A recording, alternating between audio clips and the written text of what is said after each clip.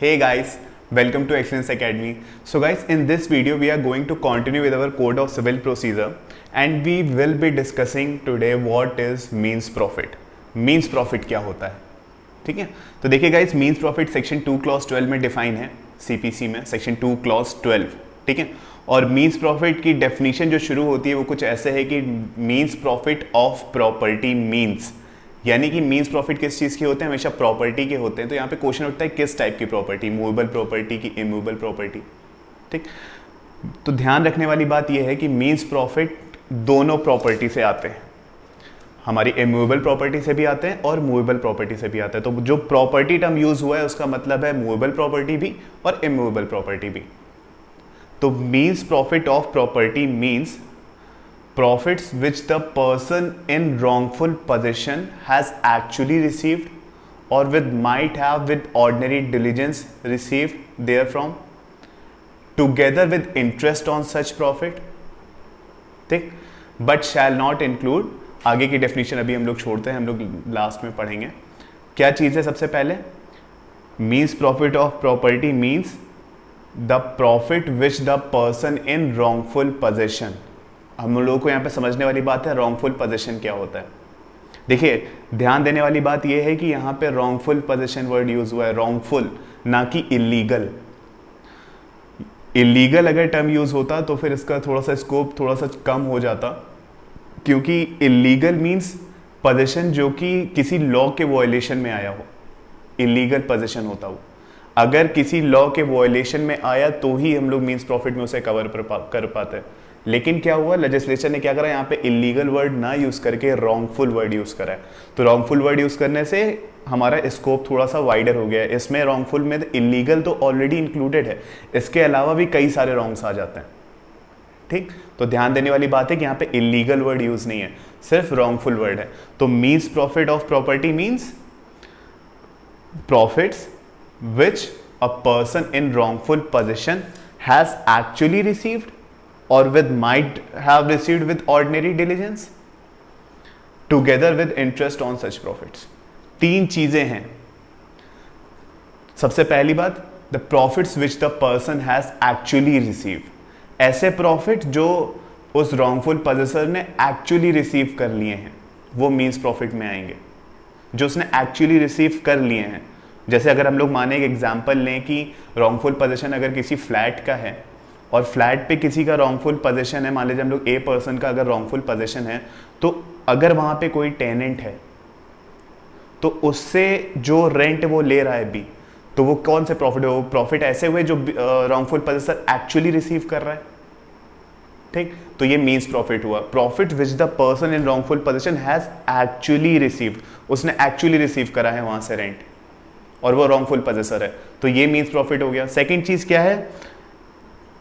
ऐसे प्रॉफिट जो वो रिसीव कर सकता था, profits which he might have gain with ordinary diligence, with due diligence. अगर वो थोड़ा सा एक प्रूडेंट माइंड अगर की तरह सोचता, एक प्रूडेंट इंसान की तरह सोचता, तो वो प्रॉफिट गेन कर लेता जो रॉन्गफुल पोजेसर था हमारा। ही might have received those profit, वो उन प्रॉफिट को गेन कर सकता था अगर वो ड्यू डिलीजेंस से काम लेता, एक ऑर्डिनरी डिलीजेंस से काम लेता, एक साधारण इंसान की तरह अगर हल्का सा जरा सा दिमाग लगाता।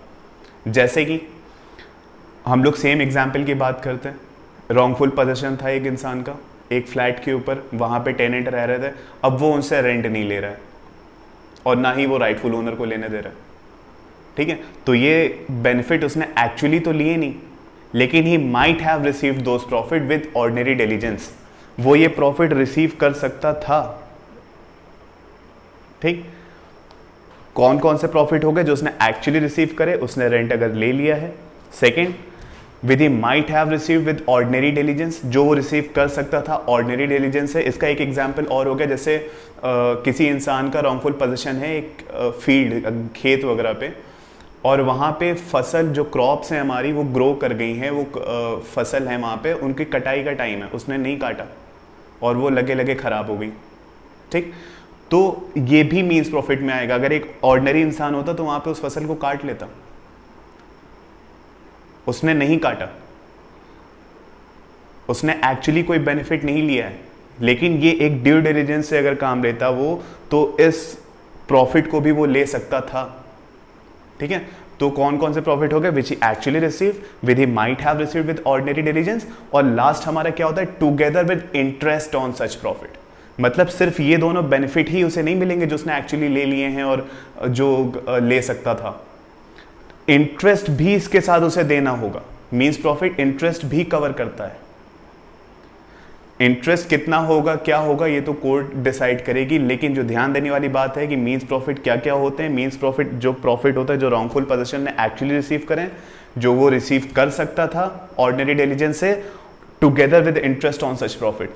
उन दोनों प्रॉफिट पे इंटरेस्ट के साथ, ऐसा नहीं कि केवल ये दोनों प्रॉफिट हमारे मींस प्रॉफिट हुए, नहीं, जो इंटरेस्ट है वो भी हमारी डेफिनेशन की वजह से इंक्लूडेड है। डेफिनेशन में ही दिया हुआ है कि इंटरेस्ट भी मींस प्रॉफिट में आता है। ठीक है, लेकिन क्या नहीं आता है, डेफिनेशन आगे कहती है कि अगर जो रॉन्गफुल पोजेसर है उसने अगर कुछ इंप्रूवमेंट किए हैं उस प्रॉपर्टी पे जिसका उसका रॉन्गफुल पोजीशन है, और अगर उसकी वजह से कोई प्रॉफिट आ रहा है, तो वो प्रॉफिट हमारा मींस प्रॉफिट में नहीं आता है। ठीक है, means profit does not includes the profits which are accrued because of improvement made by the wrongful possessor. जैसे कि इसका एग्जाम्पल, ए का एक लैंड था जिसपे बी ने कब्जा कर लिया, बी ने उसका पोजीशन ले लिया, रॉन्गफुल पोजीशन है अभी उसका, और उसने वहां पे क्या करा, उसने वहां पे एक स्कूल बना दिया। ठीक, अब वहां से जो बेनिफिट आ रहे हैं, वहां से जो प्रॉफिट आ रहे हैं, वो मींस प्रॉफिट में नहीं आएंगे। क्यों? क्योंकि जो स्कूल से जो बेनिफिट आ रहे हैं, जो फीस वगैरह आ रही है, वो इंप्रूवमेंट की वजह से आ रही है जो रॉन्गफुल पोजेसर ने खुद करे हैं। और मींस प्रॉफिट की डेफिनेशन कहती है कि अगर रॉन्गफुल पोजेसर उस प्रॉपर्टी पे, उस पोजीशन पे अगर वो कुछ इंप्रूवमेंट करता है, तो उसकी वजह से अगर कोई प्रॉफिट आते हैं तो वो मींस प्रॉफिट नहीं होंगे। मींस प्रॉफिट हमारा क्या क्या होगा, सिर्फ प्रॉफिट जो उसने एक्चुअली रिसीव करे हैं, जो वो रिसीव कर सकता था विद ड्यू डिलिजेंस, और लास्ट हमारा together with interest on such profits. ठीक, इंप्रूवमेंट्स की वजह से अगर कोई प्रॉफिट हो रहे हैं तो वो मींस प्रॉफिट में नहीं कवर होंगे। बस इतना सा था हमारा मींस प्रॉफिट। मींस प्रॉफिट हमारा खत्म होता है। गाइस, इस वीडियो को प्लीज़ लाइक करिएगा और चैनल को सब्सक्राइब करिएगा। हम लोग सीपीसी पूरा पढ़ने वाले हैं यहाँ पे। और अगर आपका कोई भी क्वेश्चन होता है तो मोस्ट वेलकम, आप ज़रूर कमेंट सेक्शन में पूछिए या फिर मुझे मेल करिए, मैं आपको रिप्लाई करूँगा। Thank you.